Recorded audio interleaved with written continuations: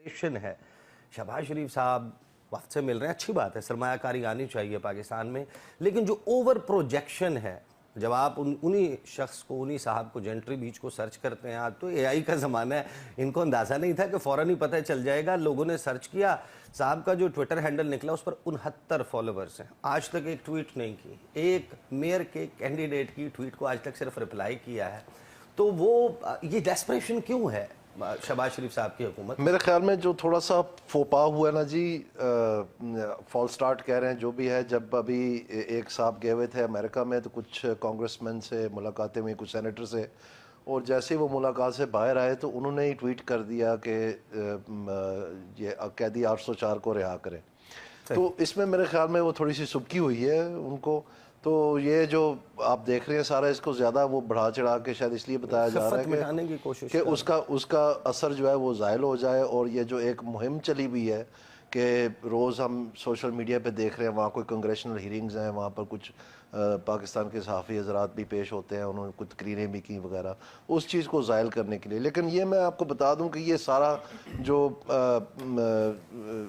Propaganda machinery چل رہی ہے بیک اینڈ فورتھ کہ جی وہاں سے پرسنالٹیز کے اوپر سینکشنز لگنے لگی ہیں, اور یہاں سے کہ جناب ہمارے پاس تو سرمایہ کاری کے لیے صاحبان آ گئے ہیں, سارا کچھ. اس میں جو حقیقت ہے آپ کے ناظرین کے لیے میں بتانا چاہتا ہوں, اگر اس کو سفٹ تھرو کریں تو یہ جو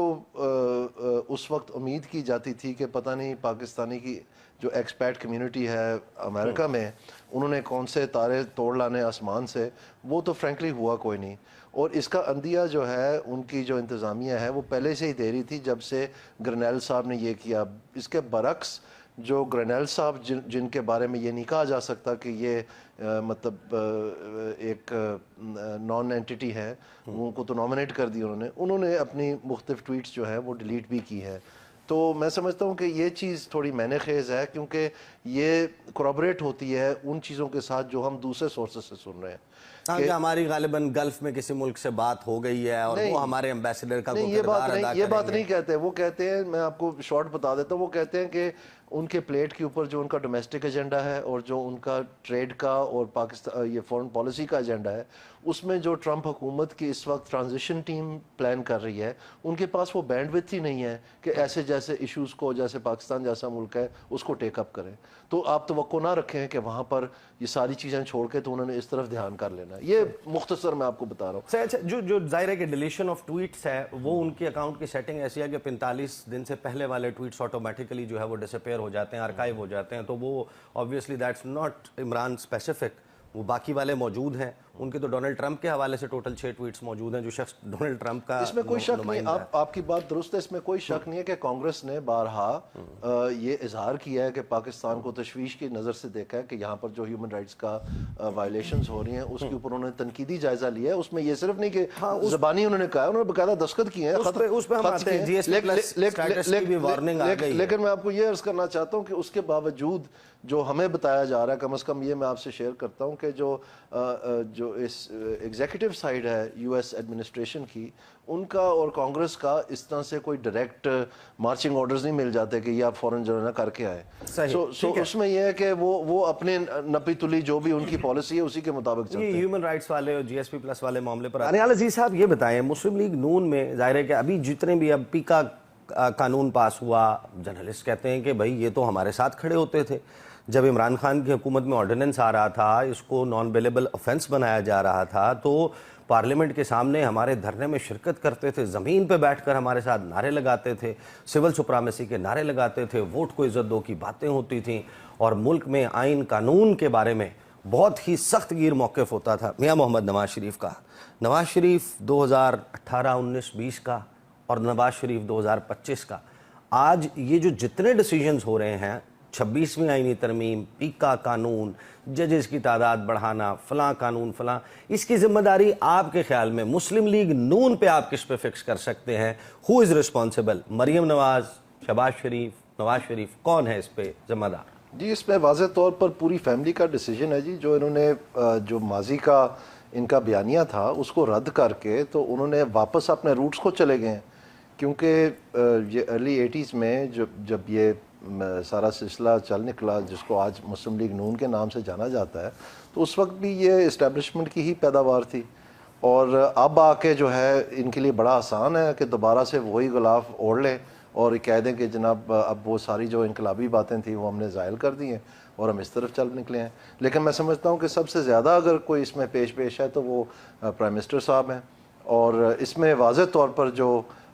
یہ جن چیزوں کا آپ ذکر کر رہے ہیں یہ خمیازہ انہوں نے خود بھی بھگتنا ہے آنے والے دنوں میں, کیونکہ یہ معاملات جو یہ سمجھ رہے ہیں کہ یہ طے کرتے جا رہے ہیں اور انہوں نے یہ بیساکھی جو ہے یہ پکی انہوں نے اپنی بغل میں رکھ لی ہے, یہ کبھی کسی کی رہی نہیں. اور جس وقت یہ موسم تھوڑا سا بدلا تو ان ساری چیزوں کا سامنا انہوں نے خود کرنا ہے اور پھر انہوں نے مزید پچھتانا ہے. تو یہ انفارچونیٹلی پی ٹی آئی کا بھی یہی حال ہے, وہ بھی آ کے تو اسی طرح کے حرکات اور میڈیا کے ساتھ اسی طرح کا سلوک. مجھے اچھی طرح سے یاد ہے کہ کس طرح سے یہ ڈی جی ایف آئی اے کو کہا گیا تھا کہ آپ مقدمات بنائیں, اگر نہیں تو آپ کو برطرف کر دیا جائے گا, اور بہت ساری باتیں. آئی جی تبدیل ہو گئے کہ کسی کے بہنوئی کا جو ہے نا 1 کنال کا پلاٹ نہیں دلوایا گیا, بعد میں عدالت سے پتہ چلا ان کا تھا ہی نہیں, یعنی پورا صوبے جو ہے اس کو کرتے. تو اس طرح کی جو چیزیں یہ ہمیشہ واپس آ کے آپ کو بائٹ کرتی ہیں. تو آپ کو چاہیے کہ کو خدا خوفی ہونی چاہیے اور معاملات کو آپ اس طرح سے چلائیں جس طرح سے آپ کو اچھی طرح پتہ ہے, اور سب کو پتہ ہے, بچے کو پتہ ہے کہ آئین کا اصل تصور کیا ہے. لیکن جب آپ لیکن ایک رائے جو مسلم لیگ نون کے سرکلز میں ہم دیکھ رہے ہیں, بہت سارے جو ہیں پرائیویٹلی کہتے ہیں آپ کے لوگ کہ بس جو بڑے میاں صاحب ہیں وہ یرغمال بن گئے ہیں. مریم نواز صاحبہ جو ہیں وہ she is calling the shots, family میں فیصلے کوئی اور کر رہا ہے اور میاں صاحب کو عملی طور پہ صرف فیملی کے اندر ڈیسیجنز کے اوپر ایک ربر سٹیمپ بنا دیا ہے کہ اسی یہ کر دیتا ہے تسی مور لا دو. ایسا کچھ نہیں ہے جی. پاکستان مسلم لیگ کے ساتھ جو این لگا ہوا ہے اس کی کوئی وجہ ہے, اور وہاں پر فیصلے جو ہیں اور اس فیملی کی جو ایک طریقہ کار ہے نسل در نسل, وہ ایسی پختہ ان کی ذہنوں میں بات جو ہے تھمائی گئی ہے کہ اس میں کوئی گنجائش نہیں ہے کہ کسی قسم کی کوئی ہلچل ہو جس طرح کا آپ ذکر کر رہے ہیں. پاور سینٹر ایک ہی ہے, فیصلے وہیں ہوتے ہیں, اور باقی اس کی عمل درآمد میں کوئی ہچکچاہٹ آ جائے, کوئی مطلب 18 سے 20 کر دے, کوئی 20 سے 18 کر دے, وہ ایک علیحدہ بات ہے. فیصلے وہیں پہ ہوتے ہیں, فیصلے وہیں پر ہوتے ہیں. اس کا مطلب ہے سعد رسول صاحب, یہاں تو دانیال عزیز صاحب جو کہہ رہے ہیں وہ یہ ہے کہ پہنچی وہیں پہ خاک جہاں کا خمیر تھا.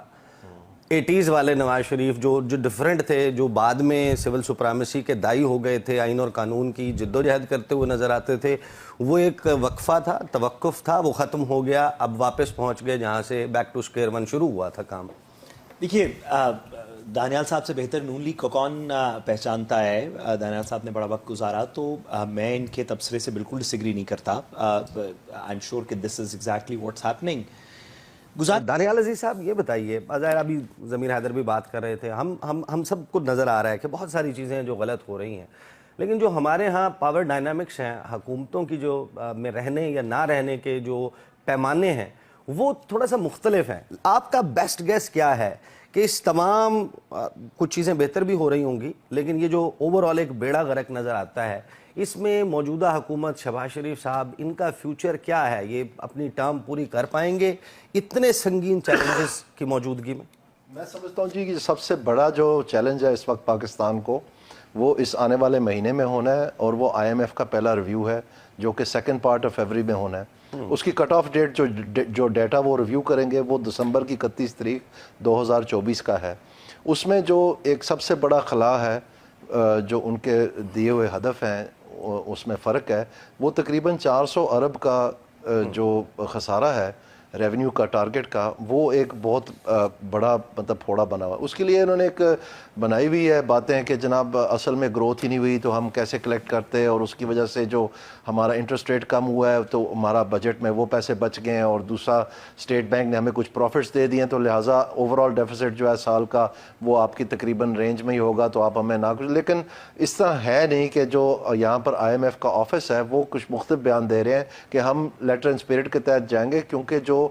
ڈیسیجن ہوا تھا اس ایگریمنٹ کا اس کے ٹھیک 2 ہفتے بعد پھر ہماری ٹیم کو آنا پڑ گیا تھا اسلام آباد. 1 ہفتہ رہی تھی, اور وہاں تمام وارننگز انہوں نے کلیئرلی بتایا تھا کہ آپ یہ نہ سمجھیں کہ آپ کو یہ بالکل ایک مطلب فرسٹ ٹرانچ کنٹری پاکستان مشہور ہے کہ آپ کو ایک ٹرانچ مل گئی ہے تو آگے کام چل پڑے گا, یہ نہیں چل سکنا, آپ اس کو عمل درآمد پہ لائیں. نہیں, جب یہ ساری بحث شروع ہوئی تھی نا تو اس وقت حکومت کے لوگ نا بڑے کانفیڈنٹلی کہہ رہے تھے کہ ٹھیک ہے اگر امریکہ جو ہے اس سے ہمارے وہ بہت بڑا دباؤ آتا ہے تو ہم تو پھر چائنا کے کیمپ میں چلے جائیں گے, ہم روس کے کیمپ میں چلے جائیں گے, ہمارے پاس تو بڑے آپشن ہیں, راستے کھلے ہیں. آپ کی انڈرسٹینڈنگ کیمپوں کی بات نہیں ہے, یہ تجربہ پی ٹی آئی کر کے دیکھ لیا انہوں نے, کہ انہوں نے بھی شروع میں اپنی حکومت میں جب اسد عمر صاحب فائنانس منسٹر تھے یہ کہا تھا کہ ہم نے آئی ایم ایف کے پاس نہیں جانا, اور ستمبر میں ان کی اگست میں اور ستمبر میں انہوں نے کوشش کی کہ فرینڈلی کنٹری سے پیسے جمع کریں. دسمبر میں آ کے 6 بلین اکٹھا کر کے ان کی بس ہو گئی تھی, 13 ان کو چاہیے تھا, جو کہ ستمبر میں آئی ایم ایف نے ان کو کہا تھا کہ 13 بلین کا آپ کو پیکج چاہیے. کرتے کراتے پھر حفیظ شیخ صاحب نے آ کے ہاتھ باندھ کے